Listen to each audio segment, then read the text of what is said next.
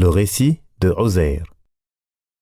L'avis le plus communément partagé est que Uzair est un prophète des enfants d'Israël et qu'il est apparu entre Daoud et Sulayman d'un côté et Zacharia et Yahya de l'autre.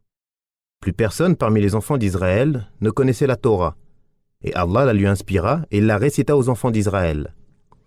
Ibn Asakir rapporte qu'Ibn Abbas interrogea Abdullah ibn Salam à propos de la parole d'Allah.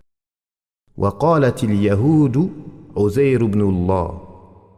Les Juifs disent Uzair est fils d'Allah. Pourquoi ont-ils dit cela? Ibn Salam lui rappela alors comment il avait écrit la Torah de mémoire pour les enfants d'Israël, alors qu'ils avaient dit de Moussa qu'il ne pourrait leur apporter la Torah que dans un livre. Alors Uzair la leur apporta 100 livres. C'est pourquoi certains d'entre eux dirent Uzair est le fils d'Allah.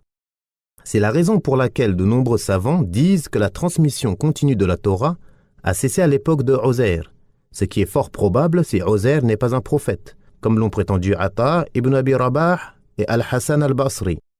Il est rapporté que le messager d'Allah a dit « Je suis l'homme le plus en droit de me réclamer du fils de Mariam.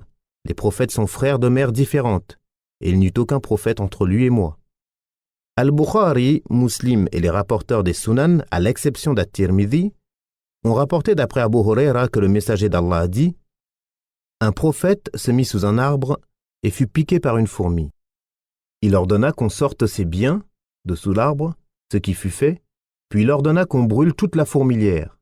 Allah lui révéla alors « Pourquoi n'as-tu pas châtié qu'une seule fourmi ?» Ishaq ibn Bishr rapporte également d'après Mujahid et son père qu'il s'agissait de Uzair, tout comme on le rapporte d'Ibn Abbas et Al-Hassan al-Basri, et Allah est plus savant.